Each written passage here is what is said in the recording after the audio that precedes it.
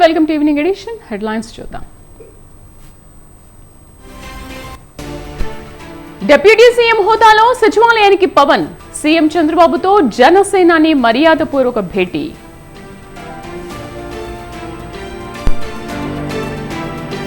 పౌర సరఫరాల అధికారులతో మంత్రి నాదెండ్ల సమీక్ష. సరుకుల పంపిణీలో మోసం చేస్తే చర్యలు తీసుకుంటామని హెచ్చరిక.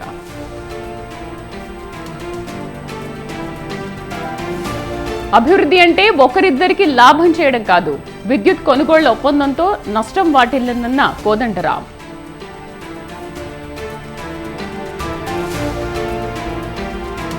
పోలవరం ఆలస్యానికి చంద్రబాబే కారణం. జగన్పై బురద చల్లాలని ప్రభుత్వం ప్రయత్నిస్తోందన్న అంబటి.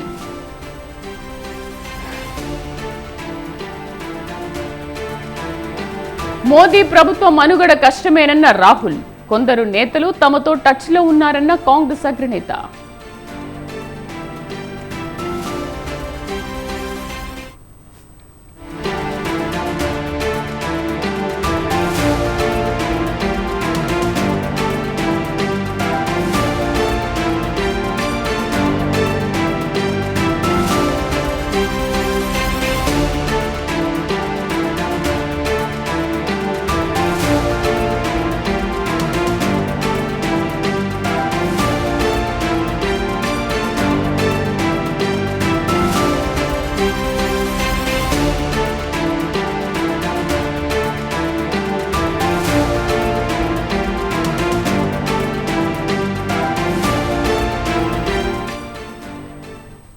ఆంధ్రప్రదేశ్ ఉప ముఖ్యమంత్రి పవన్ కళ్యాణ్ విజయవాడ వెళ్లి తన క్యాంపు కార్యాలయాన్ని సందర్శించారు. ఉప ముఖ్యమంత్రిగా, మంత్రిగా రేపటి నుండి బాధ్యతలు తీసుకోనున్న పవన్ కళ్యాణ్ తన నివాసం కోసం జలవనరుల శాఖ భవనాన్ని ఎంచుకున్నారు.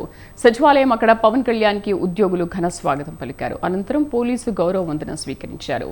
ఉప ముఖ్యమంత్రిగా ఉంటూనే పవన్ కళ్యాణ్ పంచాయతీరాజ్, గ్రామీణాభివృద్ధి, గ్రామీణ నీటి సరఫరా, అటవీ పర్యావరణం, శాస్త్ర సాంకేతిక మంత్రిగా కూడా బాధ్యతలను చేపడతారు.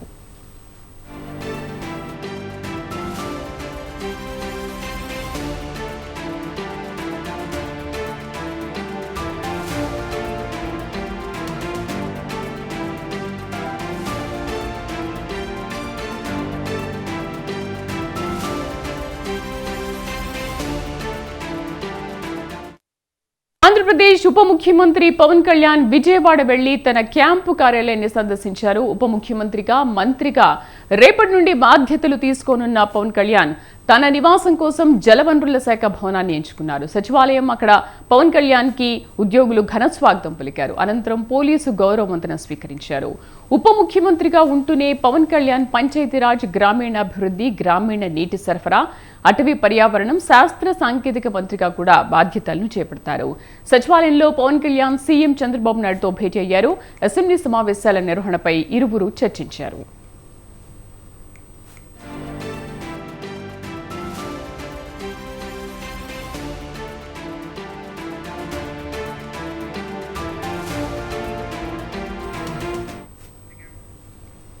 సమాజం చాలా వేగంగా అధునాతన టెక్నాలజీ వైపు దూసుకెళ్తోందని తెలంగాణ ముఖ్యమంత్రి రేవంత్ రెడ్డి అన్నారు. మల్లేపల్లి ఐటీఐలో అడ్వాన్స్డ్ ట్రైనింగ్ సెంటర్లకు ముఖ్యమంత్రి శంకుస్థాపన చేశారు. యువతకు ఉపాధి అవకాశాలు కల్పించడమే తమ లక్ష్యమన్నారు. ప్రపంచ అవసరాలకు సరితూగేలా శిక్షణా కేంద్రాలు ఏర్పాటు చేసినట్లు చెప్పారు. మారిన పరిస్థితులకు అనుగుణంగా యువతను తీర్చిదిద్దేందుకు ఏటీసీలు ఏర్పాటు చేశామన్నారు. ప్రైవేటు రంగంలోని ఇతర ఉద్యోగాలు అందిపుచ్చుకోలేని పరిస్థితి నెలకొందన్నారు. సాంకేతిక నైపుణ్యం ఉంటే ప్రభుత్వ ఉద్యోగాల వైపు మాత్రమే చూడరని పేర్కొన్నారు. నైపుణ్యం లేకుండా కేవలం సర్టిఫికెట్ ఉంటే ప్రయోజనం లేదన్నారు. కాగా ఐటీఐలను ఆధునీకరించాలని నిర్ణయించిన ప్రభుత్వం ఇందుకు 2,324 కోట్ల నిధులను కేటాయించింది. వీటితో ఐటీఐలను అడ్వాన్స్డ్ ట్రైనింగ్ సెంటర్లుగా అప్గ్రేడ్ చేయాలని నిర్ణయించారు. తెలంగాణలోని 65 ఐటీఐలను ఏటీసీలుగా అప్గ్రేడ్ చేయనున్నారు. ఏటీసీలుగా మార్చేందుకు టాటా టెక్నాలజీస్తో ప్రభుత్వం అవగాహన ఒప్పందం కుదుర్చుకుంది.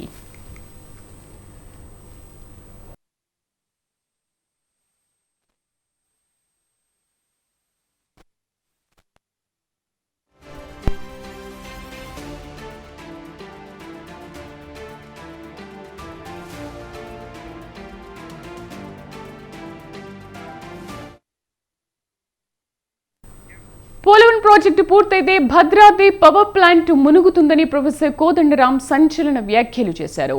తెలంగాణ చీకట్లు అంటూ కేసీఆర్ వందల కోట్ల రూపాయలను నష్టం చేశారన్నారు.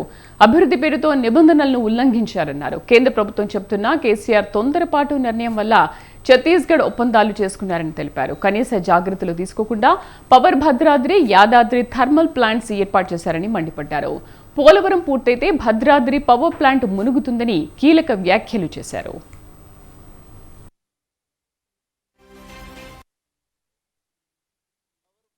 మీరు లొకేషన్ ఏర్పాటు చేసేటప్పుడు నది వరదలు ఎట్లా ఉంటాయి, ఏ స్థాయిలో ఉంటాయి అనే జాగ్రత్తలు కూడా మనం ఆలోచించకపోవటం.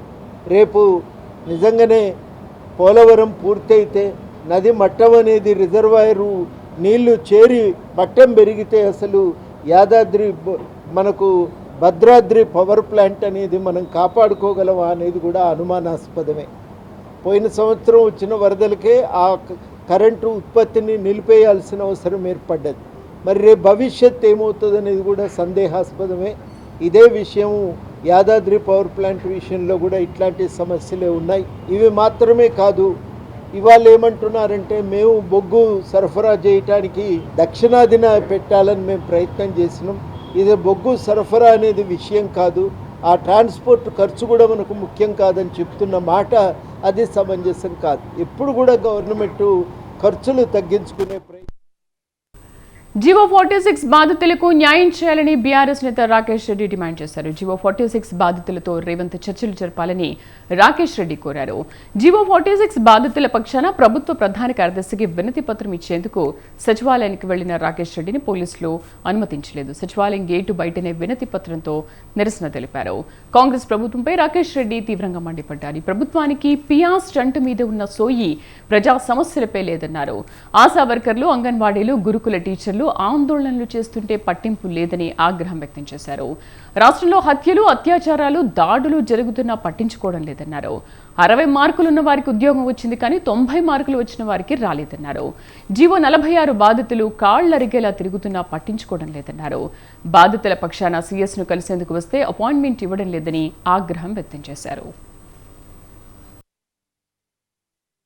వైపు నిరుద్యోగులు, మరోవైపు ఆశా వర్కర్లు, అంగన్వాడీ వర్కర్లు, గురుకుల టీచర్లు ధర్నాలు చేస్తుంటే, రాస్తారోకోలు చేస్తుంటే ప్రభుత్వానికి కనీసం ఏమాత్రం చింత లేదు. ప్రభుత్వం నుండి కనీస స్పందన కూడా లేదు. జివో 46 బాధితులు గత అసెంబ్లీ ఎన్నికల సందర్భంగా జివో 46 వల్ల కొంతమందికి 60 మార్కులు వచ్చిన ఉద్యోగం వచ్చింది, మాకు 90 మార్కులు వచ్చిన ఉద్యోగం రాలేదని చెప్పేసి గ్రామీణ జిల్లాల్లో ఉన్నటువంటి అనేక మంది అభ్యర్థులు కాంగ్రెస్ పార్టీ నాయకులను, స్వయంగా ఈ రోజు ముఖ్యమంత్రిగా ఉన్నటువంటి రేవంత్ రెడ్డి గారిని, ఈ రోజు ఉప ముఖ్యమంత్రిగా ఉన్నటువంటి బట్టి విక్రమార్క గారిని కలిసి మాకు అన్యాయం జరుగుతున్నది, మాకు న్యాయం చేయండి అని చెప్పి ఆ రోజు వేడుకుంటే, తప్పకుండా జివో 46 బాధితులకు మేము న్యాయం చేస్తాం, మీరు కాంగ్రెస్ పార్టీ కోసం పనిచేయండి, కాంగ్రెస్ పార్టీని అధికారంలోకి తీసుకురండి అని చెప్పేసి ఆ రోజు కాంగ్రెస్ పార్టీ వీళ్ళు నమ్మిస్తే, కాంగ్రెస్ పార్టీ ప్రభుత్వంలో తీసుకురావడంలో ఒక కీలక పాత్ర పోషించిన తర్వాత కాంగ్రెస్ పార్టీ చేతులు దులుపుకోవడం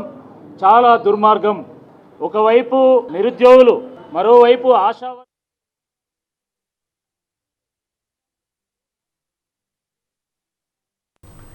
తెలంగాణ రాష్ట్రంలో కరెంటు కొనుగోళ్ల వివాదం మాజీ సీఎం కేసీఆర్ మెడకు చుట్టుకునేలా కనిపిస్తోంది. అధికారంలో ఉన్న కాంగ్రెస్, ప్రతిపక్షంలో ఉన్న బీఆర్ఎస్ నేతల మధ్య కరెంటు కొనుగోళ్ల వివాదం మాటల యుద్ధానికి తెరలేపింది. జ్యుడిషియల్ కమిషన్ విచారణ చేపట్టిన తర్వాత తెలంగాణ రాష్ట్ర కరెంటు కొనుగోళ్ల వివాదం రాజకీయ రంగు పులుముకుంది.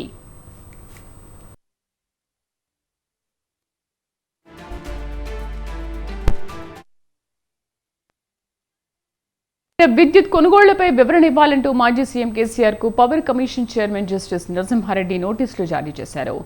దీంతో సమాధానమిచ్చిన కేసీఆర్, నరసింహారెడ్డి తన బాధ్యతల నుంచి తప్పుకోవాలంటూ లేఖలో పేర్కొనడంతో అగ్గి రాజేసినట్లయింది. కేసీఆర్ రాసిన లేఖపై భట్టి విక్రమార్క స్పందించడం, ఇదే సమయంలో డిస్కంలు తెరపైకొచ్చాయి. యాదాద్రి విద్యుత్ ప్లాంట్లు, ఛత్తీస్గఢ్ విద్యుత్ కొనుగోళ్ల వ్యవహారంపై జస్టిస్ నరసింహారెడ్డి కమిషన్ విచారణ కొనసాగుతోంది. బీఆర్కే భవన్లో కమిషన్ కార్యాలయానికి వచ్చిన ప్రొఫెసర్ కోదండరాం విద్యుత్ శాఖ అధికారి రఘు నుంచి వివరాలు అడిగి తెలుసుకున్నారు. గత ప్రభుత్వం చేసిన తొందరపాటు వల్ల ట్రాన్స్కో, జెన్కోలకు 81,000 కోట్లు అప్పులయ్యాయని తెలిపారు. ఛత్తీస్గఢ్ నుంచి విద్యుత్ కొనుగోలు వల్ల భారీ నష్టం వాటిల్లినట్లు జ్యుడిషియల్ కమిషన్కు తెలంగాణ రాష్ట్ర విద్యుత్ పంపిణీ సంస్థలు తెలిపాయి.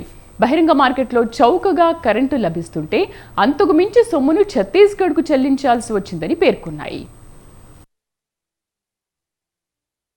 అప్పటి రాష్ట్ర ప్రభుత్వం, రాష్ట్ర ముఖ్యమంత్రి గారు తెలంగాణ రాష్ట్రానికి కరెంటు సప్లై చేయాల్సినటువంటి అవసరం ఉంది. అంధకారంలో ఉన్న రాష్ట్రంలో వెలుగులు నింపాలనే లక్ష్యం ఉంది అనే పేరుతో వారు తీసుకున్న అన్ని నిర్ణయాలను సమర్థించుకునే ప్రయత్నం చేస్తున్నారు. ఇది కరెక్ట్ కాదు. ఏది చేసినా ప్రభుత్వం అనేది కొన్ని నియమాల ప్రకారం పనిచేయాలి. భారత రాజ్యాంగంలోని ఆర్టికల్ 14 ఏం చెప్తుందంటే మనుషులందరినీ సమానంగా చూడాలి, మనుషులందరికీ సమాన చట్టపరమైన రక్షణ కల్పించాలి. ప్రభుత్వం అనేది ట్రస్టీ, ఒక ట్రస్టీ ప్రజల తరఫున అధికారాన్ని నిర్వహిస్తున్నది. ప్రజలందరి సంక్షేమం కోసం ఈ అధికారాన్ని నిర్వహించాలి. ఈ సూత్రాలన్నింటినీ కూడా ప్రభుత్వం ఉల్లంఘించింది. ఆ ఉల్లంఘించటం అనేది నేరము. ఈ ఉల్లంఘించటం అనేది తప్పిదం మాత్రమే కాదు, ఒక చట్టపరమైనటువంటి నేరం అనేది కూడా మనం గ్రహించాలి. అప్పటి రాష్ట్ర ప్రభుత్వం, రాష్ట్ర ముఖ్యమంత్రి గారు తెలంగాణ మనకు అసలు ఎంత విద్యుత్ కావాలి వాళ్ళతో ఒప్పందం చేసుకుంది 1000 మెగావాట్లు అయితే మొత్తం వాళ్ళ ఇష్ట ప్రకారం వాళ్ళు విద్యుత్తును సరఫరా చేసేసరికి విద్యుత్ సంస్థలకు షెడ్యూలింగ్లో చాలా సమస్యలు వచ్చాయి. ఈ సమస్యలన్నింటినీ కూడా జస్టిస్ గారి దృష్టికి తీసుకుపోవడం జరిగింది. అట్లనే ఛత్తీస్గఢ్కు సంబంధించినంత వరకు మార్వా పవర్ ప్లాంట్తో 1000 మెగావాట్ల ఒప్పందం చేసుకుంటే అదనంగా ఇంకో 1000 మెగావాట్లు కావాలనేసి మన రాష్ట్రం MOU కుదుర్చుకుంది ఛత్తీస్గఢ్ తోటి. ముఖ్యంగా ఇక్కడ ప్రధానమైన లోపం ఏంటంటే ఈ అదనపు 1000 మెగావాట్లకు సంబంధించి ఏ పవర్ ప్లాంట్ నుంచి విద్యుత్ వస్తుంది, దానికి ఫ్యూయల్ ఏంటి, ఎక్కడ దానికి అయ్యే ఖర్చు ఎంత, క్యాపిటల్ కాస్ట్ ఎంత, ఏ వివరాలు లేకుండానే మన తెలంగాణ రాష్ట్రం అప్పట్లో అదనపు 1000 మెగావాట్లకు ఒప్పందం చేసుకుంది. దీంతో తర్వాత తప్పు తెలుసుకొని దీన్ని క్యాన్సిల్ చేసుకోవాలనేసి నిర్ణయం చేసుకున్నారు. దాన్ని రిలింక్విష్మెంట్ అంటారు. ఈ అదనపు 1000 మెగావాట్ల కారిడార్ను క్యాన్సిల్ చేసుకోవడానికి PGCLకి అప్లై చేస్తే వాళ్ళు 261 కోట్ల రూపాయలు రిలింక్విష్మెంట్ ఛార్జెస్ కింద వాళ్ళు వేశారు. అయితే మనం ఇంతవరకు ఈ ఛార్జెస్ మనం కట్టలేదు. కాకపోతే సెంట్రల్ ఎలక్ట్రిసిటీ రెగ్యులేటరీ కమిషన్ ముందు ఈ కేసు నడుస్తుంది. ముఖ్యమైన అంశం ఏంటంటే 261 కోట్ల రూపాయలు చెల్లించాలంటూ డిస్కంలకు power grid corporation of India limited నోటీసులు జారీ చేసింది. ఛత్తీస్గఢ్ నుంచి కరెంటు తెచ్చుకునేందుకు పవర్ గ్రిడ్ కార్పొరేషన్తో 1000 మెగావాట్ల సరఫరాకు లైన్ క్యారిడర్ను అద్దెకు తీసుకునేందుకు తెలంగాణ డిస్కంలు రిజర్వ్ చేసుకోవాల్సి వచ్చింది. ఈ అద్దె భారం కూడా విద్యుత్ సంస్థలపై పడింది. లైన్ బుకింగ్ ఒప్పందం ప్రకారం కరెంటు తెచ్చుకున్నా తెచ్చుకోకపోయినా PGCILకు ఛార్జీలు చెల్లించాల్సిందే. ఈ లెక్కన కరెంటు రాకున్నా కూడా 638 కోట్ల రూపాయల అదనపు ఛార్జీలు కట్టారు. దీనికి తోడు మరో 1000 మెగావాట్ల సరఫరాకు అడ్వాన్స్గా క్యారిడర్ను గత ప్రభుత్వం రిజర్వ్ చేసింది. ఛత్తీస్గఢ్ నుంచి అదనంగా మరో 1000 మెగావాట్ల కరెంటు లభించే అవకాశం లేకపోవడంతో ఈ క్యారిడర్ను ఆ తర్వాత రద్దు చేసుకుంది. ఈలోపు జరగాల్సిన నష్టం జరిగిపోయింది. ముందుగా రిజర్వ్ చేసుకున్నందుకు పరిహారం కింద 261 కోట్లు కట్టాలంటూ డిస్కంలకు PGCIL నోటీసులు జారీ చేసింది. ఆగమేఘాలపై కారిడార్ రిజర్వ్ ఒప్పందం చేసుకోవడం వల్లే అదనపు చెల్లింపుల సమస్య తలెత్తిందంటూ జ్యుడిషియల్ కమిషన్కు డిస్కంలు తెలిపాయి.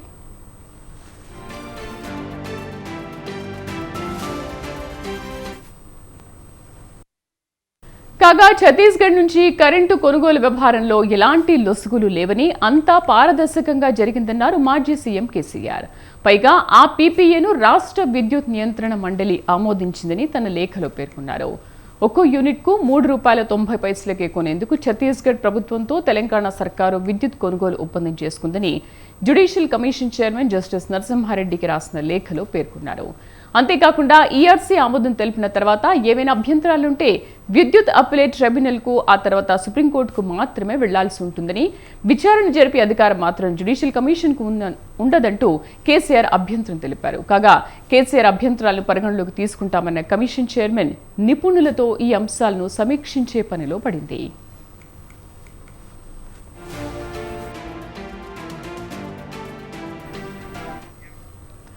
కాగా రాష్ట్ర విద్యుత్ శాఖ మాజీ మంత్రి జగదీష్ రెడ్డి విచారణ కమిషన్ తీరును తప్పుపట్టారు. ఛత్తీస్గఢ్తో కుదుర్చుకున్న ఒప్పందం 2 ప్రభుత్వాల మధ్య కుదుర్చుకున్నట్లు తెలిపారు. ఛత్తీస్గఢ్ ప్రభుత్వానికి ఎక్కువ ధర చెల్లించలేదని స్పష్టం చేశారు. ఇప్పటికీ ఛత్తీస్గఢ్ ప్రభుత్వం తమకు తక్కువ చెల్లించామంటోందని అన్నారు. ఏదో చిన్న పదవి కొరకు లొంగిపోయి ఇటువంటి చిల్లర మాటలు మాట్లాడతానని నేను కూడా అనుకోలేదు. ఇప్పుడు నేను చెప్పిన దీన్ని మాట్లాడమని కోదండరామ్. అదే సమయంలో తెలంగాణ రాష్ట్రమే ఎన్టీపీసీ నిర్మించిన సింహాద్రి స్టేజ్ 2 నుంచి ₹4.33 పీపీఏ చేసుకున్న మాట నిజమా కాదా? దాంతో పోలిస్తే ఛత్తీస్గఢ్ పవర్ తక్కువనా కాదా? అదే సమయంలో తమిళనాడు ₹4.90 పీపీఏ చేసుకున్న మాట నిజం కాదా? వీటికి సమాధానం చెప్పాలి. ఎందుకు ఇన్ని వాస్తవాలు తెలిసి కూడా వీటిని దాచిపెట్టి కోదండరామ్ దొంగల మద్దతుగా మాట్లాడుతున్నాడు? ఏంటి దీని వెనకాల ఉన్న మతలబ్ ఏంది? ఆఫ్టర్ ఆల్ ఒక ఎమ్మెల్సీ అదే కదా. ఆయన కూడా పదవుల కొరకు పాకిలాడే తప్ప ఆయన వేరే కాదు అని నిరూపించుకుంటున్నాడు. కోదండరామ్ ఏదో చిన్న పదవి కొరకు. రేషన్ సరుకుల్లో కందిపప్పు, పంచదార, పామాయిల్ తూకంలో 50 గ్రాముల తేడా కనిపిస్తోందని మంత్రి నాదెండ్ల మనోహర్ అన్నారు. సమగ్ర నివేదిక ఇవ్వాలని అధికారులను ఆదేశించామన్నారు. పౌర సరఫరాల శాఖపై మంత్రి సమీక్ష నిర్వహించారు. తక్కువ తూకంతో సరుకులు సరఫరా చేస్తున్న వారిపై కఠిన చర్యలు తీసుకుంటామని నాదెండ్ల మనోహర్ తెలిపారు. స్టాక్ పాయింట్ ఉంటుందో దాన్ని పరిశీలించినప్పుడు కందిపప్పు, పంచదార మరియు పామాయిల్ ప్యాకెట్లలో చాలా స్పష్టంగా 50 నుంచి 80 గ్రాములు తూకంలో తేడా స్పష్టంగా కనపడింది. సో రాష్ట్ర వ్యాప్తంగా సుమారు 253 మండల్ లెవెల్ స్టాక్ పాయింట్లని తనిఖీ చేసి సమగ్రమైన రిపోర్టు ప్రజెంట్ చేయమని ఆ రోజు నేను అధికార యంత్రాంగాన్ని కోరాను. దానికి అనుగుణంగా ఇప్పటి వరకు 62 ఎంఎల్ఎస్ పాయింట్స్ పరిశీలించారు. స్టాక్ పాయింట్స్లోకి వెళ్ళి శాంపిల్స్ తీసుకుని చెక్ చేశారు. అందులో సుమారు 24 కేసెస్ డిటెక్ట్ అయినాయి. సో ఈ 24 కేసెస్ కూడా కేసు బుక్ చేస్తున్నారు. చాలా సీరియస్గా చట్ట ప్రకారంగా ఎవరైతే సప్లై చైన్లో ఇన్వాల్వ్ అయ్యారో వాళ్ళందరిపైన కూడా చాలా బలమైన చట్టాన్ని తీసుకొచ్చి దానికి అనుగుణంగా కేసెస్ రెడీ చేయమని చెప్పారు. పౌర సరఫరాల శాఖ సంబంధించిన స్టాక్ పాయింట్ ఉంటుంది. ముచ్చటగా మూడోసారి అధికారంలోకి వచ్చిన బీజేపీకి లోక్సభ ఎంపిక సవాల్గా మారింది. మిత్రపక్షాలతో కలిసి మోదీ సర్కారు కొలువు తీరిన వేళ లోక్సభ స్పీకర్ ఎన్నిక మిగిలి ఉండడంతో ఆ పదవి ఎవరిని వరిస్తుందన్న ఉత్కంఠ నెలకొంది. మరోపక్క టీడీపీ తన అభ్యర్థిని నిలబెడితే మద్దతు ఇచ్చేందుకు ఇండియా కూటమి రెడీ అంటుంది. మరి ఇలాంటి పరిణామాల మధ్య స్పీకర్ పదవి ఎవరిని వరిస్తుంది? ఎవరు ఎవరికి మద్దతిస్తారు? Let's watch.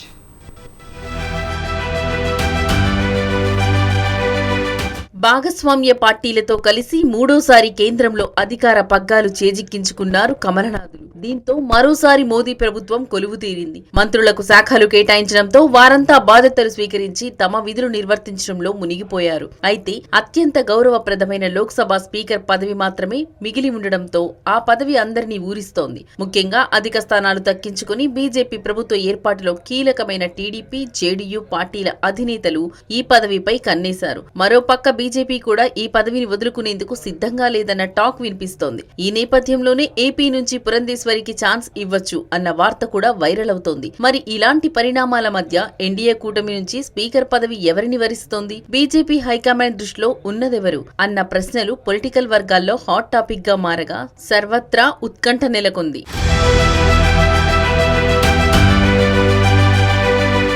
మరోపక్క స్పీకర్ ఎంపికపై ఇండియా కూటమి మిత్రపక్షమైన శివసేన నేత సంజయ్ రౌత్ కీలక వ్యాఖ్యలు చేయగా చంద్రబాబుకి ఆఫర్ ఇస్తూ వ్యాఖ్యానించడం పొలిటికల్ హీట్ ను పెంచింది. తెలుగుదేశం పార్టీ లోక్సభ స్పీకర్ అభ్యర్థిని బరిలో నిలిపితే తాము మద్దతు ఇస్తామని ఆయన ప్రకటించారు. ఒక్క తామే కాదు, ఇండియా కూటమిలోని భాగస్వామ్య పక్ష పార్టీలన్నీ టీడీపీకి మద్దతుగా ఉంటాయని తెలిపారు. స్పీకర్ పదవి తమకు ఇవ్వాలని బీజేపీ పెద్దలను టీడీపీ అధినేత నారా చంద్రబాబు నాయుడు కోరినట్టు తమకు తెలిసిందని, చంద్రబాబు డిమాండ్ కు బీజేపీ పెద్దలు మద్దతు ఇవ్వకుంటే తాము ఇచ్చేందుకు సిద్ధమని స్పష్టం చేశారు.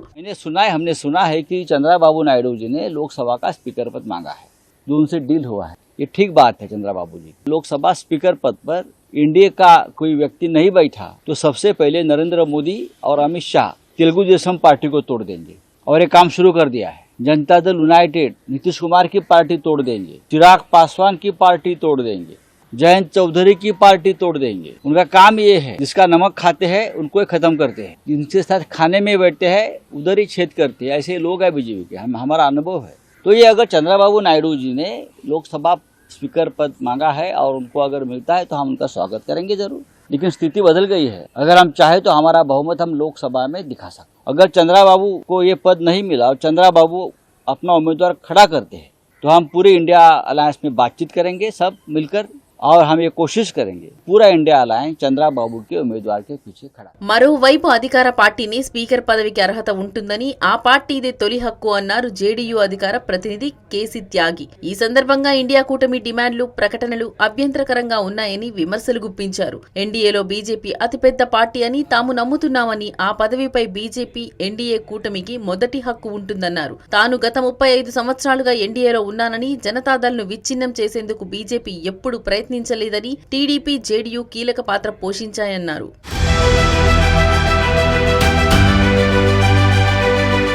ఇక ఇలాంటి పరిణామాల మధ్య రక్షణ మంత్రి రాజ్నాథ్ సింగ్ ఇంట్లో నిర్వహించిన బీజేపీ రహస్య సమావేశంపై చర్చ సాగుతోంది. ఈ భేటీకి జేపీ నడ్డా, అశ్విని వైష్ణవ్, కిరణ్ రిజిజు, లాలన్ సింగ్, చిరాగ్ పాస్వాన్ హాజరవ్వగా స్పీకర్, డిప్యూటీ స్పీకర్ అభ్యర్థితో పాటు ప్రతిపక్ష పార్టీలను ఆకర్షించే వ్యూహంపై చర్చ జరుగుతున్నట్లు తెలుస్తోంది. మరోవైపు ఎన్నికల ఫలితాలు వెలువడిన అనంతరం కేబినెట్లో కొన్ని కీలక శాఖలతో పాటు లోక్సభ స్పీకర్ పదవిని తమకు కేటాయించాలని బీజేపీ పెద్దలను ఎన్డీఏ భాగస్వామి పక్షాల అధినేతలు కోరినట్లు సమాచారం. ఆ క్రమంలో వివిధ కీలక మంత్రి పదవులతో పాటు లోక్సభ స్పీకర్ పదవిని తమ వద్దే ఉంచుకుంటామని వారికి బీజేపీ అగ్రనేతలు స్పష్టం చేసినట్లు తెలుస్తోంది. అందుకు ఎన్డీఏ భాగస్వామ్య పక్షాలన్నీ అంగీకరించినట్లు తెలుస్తోంది. ఇలా మొత్తానికి లోక్సభ స్పీకర్ ఎంపిక రాజకీయ వర్గాల్లో హాట్ టాపిక్ గా మారింది. మరి సభకు అత్యంత గౌరవప్రదమైన ఈ పదవి ఎవరిని వరిస్తుందో, ఎవరు ఆ పీఠాన్ని అధిరోహిస్తారో వేచి చూడాలి. మరి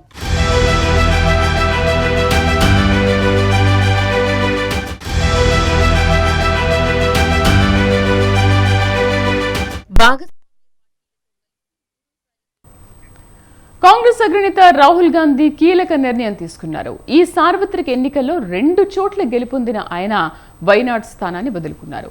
ఇందుకు రాహుల్ గాంధీ వైనాడ్ ఎందుకు వదులుకున్నారు? రాయ్బరేలీ నుంచి ప్రాతినిధ్యం వహించడానికి కారణం ఏంటి? అసలు రాహుల్ నిర్ణయంపై జాతీయ స్థాయిలో ఏం చర్చ జరుగుతోంది చూద్దాం.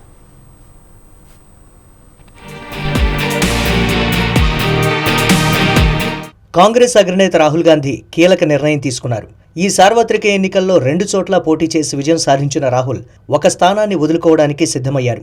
ఏఐసీసీ భేటీలో తీవ్ర చర్చ అనంతరం వైనాడ్ ఎంపీ సీటును వదులుకోనున్నట్లు తెలిపారు. దీంతో రాయ్బరేలీ ఎంపీగా కొనసాగనున్నట్లు వివరించారు. రాహుల్ గాంధీ వైనాడ్ను వదులుకుంటారని కాంగ్రెస్ అధ్యక్షుడు ఖర్గే ప్రకటించారు.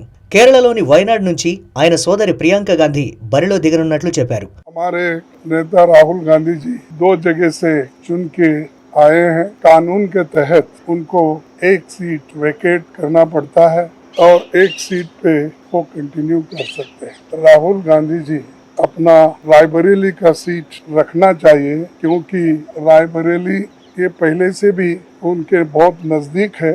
उस फैमिली के साथ बड़ा जुड़ाव है वहाँ से, और पीढ़ियों से वहाँ पर वो लड़ते आए हैं। राहुल जी वायनाड सीट पे रिटेन कर दे।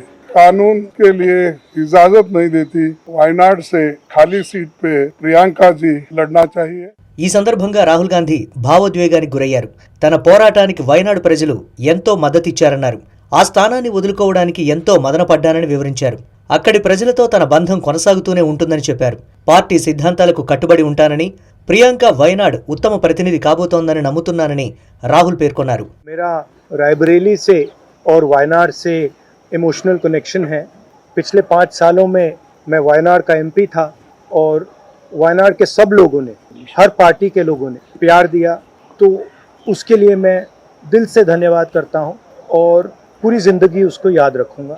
प्रियंका वायनाड से चुनाव लड़ेगी, मगर मैं भी पीरियोडिकली वायनाड जाऊंगा, और जो वायदे हमने वायनाड को किए थे उनको हम पूरा करेंगे।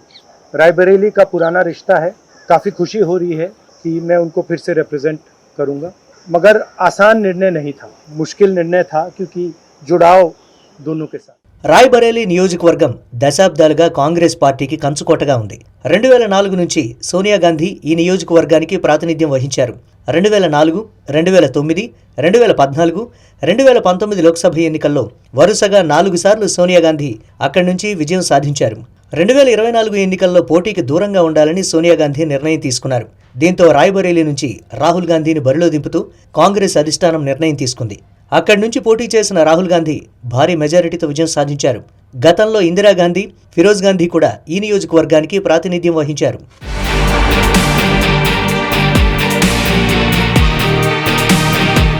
తాజాగా పార్లమెంట్ ఎన్నికల్లో అఖిలేష్ యాదవ్కు చెందిన సమాజ్వాదీ పార్టీ 37 సీట్లు గెలుచుకుంది. ఎస్పీతో జతకట్టిన కాంగ్రెస్ 6 స్థానాలను గెలుచుకుంది. మొత్తం ఇండియా కూటమి 43 సీట్లు గెలుచుకుంది. కాగా బీజేపీ కేవలం 33 సీట్లకే పరిమితమైంది. గత ఎన్నికలతో పోల్చితే బీజేపీ బలం తగ్గడంతో పాటు కాంగ్రెస్ బలం పెరిగింది. దీంతో వచ్చే అసెంబ్లీ ఎన్నికల్లో ఎలాగైనా బీజేపీని తప్పించాలనే ఆలోచనలో ఉంది కాంగ్రెస్ పార్టీ. అందుకోసం కాంగ్రెస్ అధినాయకత్వం యూపీపై ఫోకస్ పెంచాలనుకుంటోంది. అందులో భాగంగానే రాహుల్ గాంధీ రాయ్బరేలీని ఎంచుకున్నారని అర్థమవుతోంది.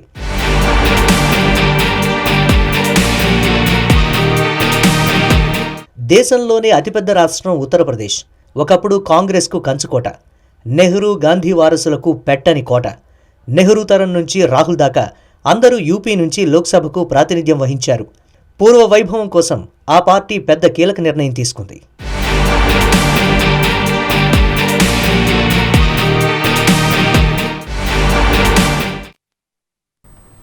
కేంద్రంలో అధికారంలో ఉన్న ఎన్డీఏ కూటమిని ఉద్దేశించి కాంగ్రెస్ అగ్రనేత రాహుల్ గాంధీ కీలక వ్యాఖ్యలు చేశారు. ప్రధాని మోదీ నేతృత్వంలోని కూటమిలో తీవ్ర అసంతృప్తి ఉందని, దానిలోని కొందరు తమతో టచ్లో ఉన్నారని వ్యాఖ్యానించారు. ఓ ఆంగ్ల మీడియా సంస్థకి ఇచ్చిన ఇంటర్వ్యూలో ఆయన ఈ వ్యాఖ్యలు చేశారు.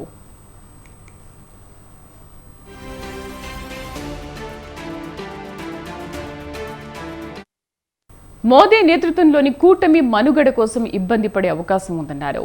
అది బలహీనంగా ఉండడంతో ఏ చిన్న సమస్య అయినా ప్రభుత్వాన్ని కూల్చేయొచ్చు అని వ్యాఖ్యానించారు. అలాగే ఎన్నికల వేళ మోదీ చేసిన ప్రసంగాలను ఉద్దేశించి విమర్శలు చేశారు. విద్వేషాన్ని వ్యాప్తి చేసి దాని ఫలితాలను పొందారని ఆరోపించారు. తమ చేతులు కట్టేసినా పోరాడమని అన్నారు.